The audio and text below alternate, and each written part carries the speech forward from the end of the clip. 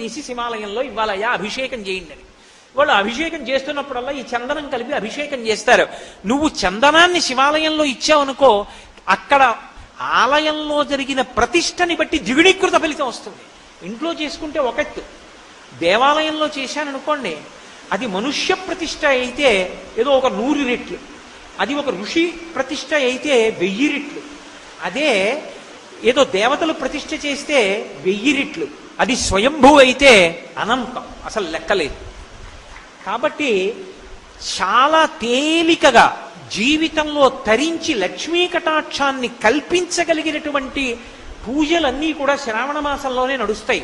మీరు ఒక విషయం బాగా గమనించాలి, శివ పూజ లక్ష్మి యొక్క అనుగ్రహమునకు కారణము. పరాశర భట్టర్లు శ్రీగుణరత్న కోశం చేస్తూ ఒక మాట అంటారు, శ్రియశ్రీహి తవ చ హృద్యాం భగవతీం శ్రియం